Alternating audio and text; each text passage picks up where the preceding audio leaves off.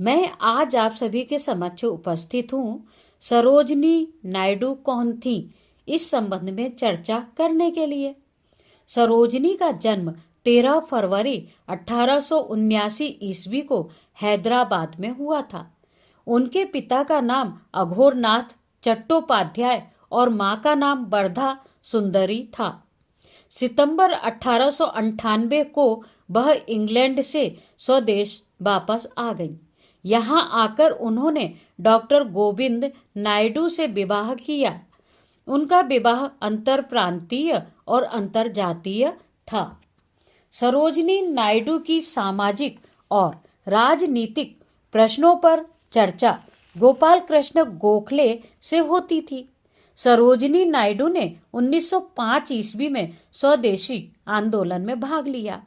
1906 ईस्वी में उन्होंने कोलकाता में भारतीय समाज सम्मेलन में भारतीय स्त्रियों की शिक्षा विषय पर भाषण दिया।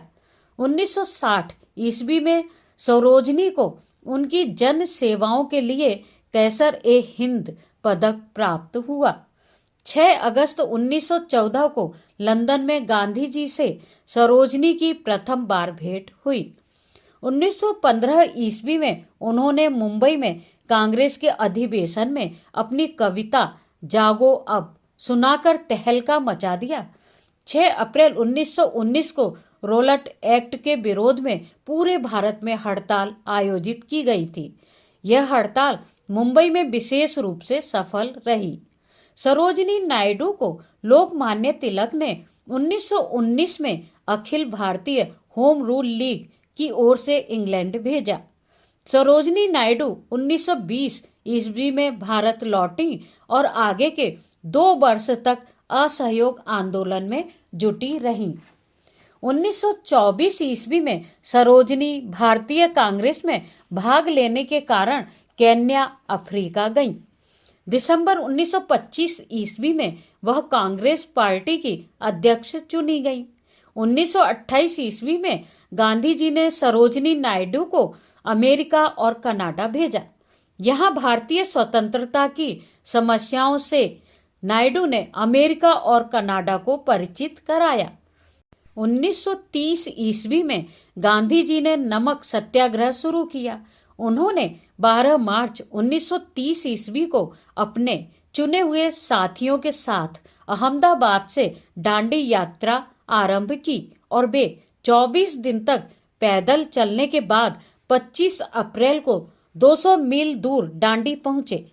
सरोजनी नायडू ने दांडी में महात्मा गांधी का स्वागत किया। प्रार्थना के बाद समुद्र तट से कुछ सूखा नमक उठाकर गांधी जी ने नमक कानून बंद किया। जैसे ही महात्मा गांधी ने नमक उठाया, सरोजनी ने जय घोष किया, मुक्तिदाता की जय। पुलिस ने तुरंत गिरफ्तारियां शुरू की और पूरे देश में सविनय अवज्ञा आंदोलन आरंभ हो गया।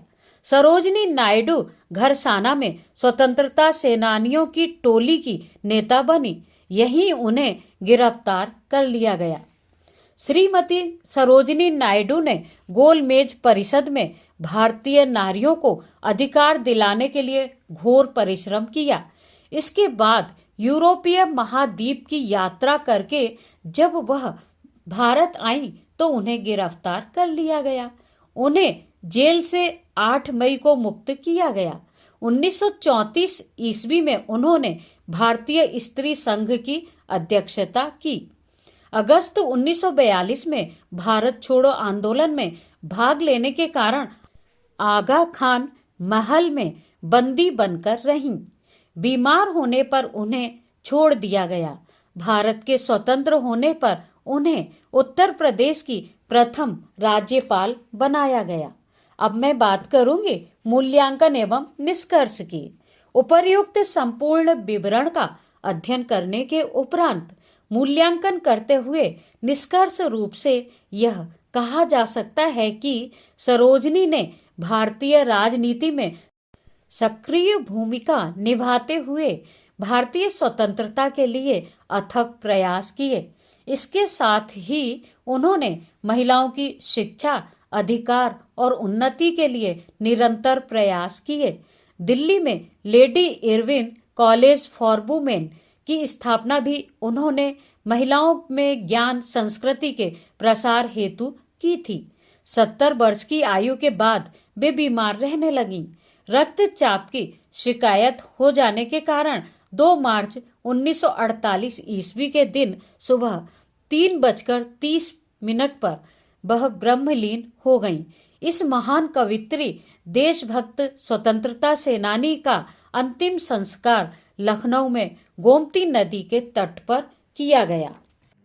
भारतीय नारियों का विस्तृत इतिहास जानने के लिए आप मेरी पुस्तक भारतीय नारियों का इतिहास अवश्य ही पढ़िए। धन्यवाद।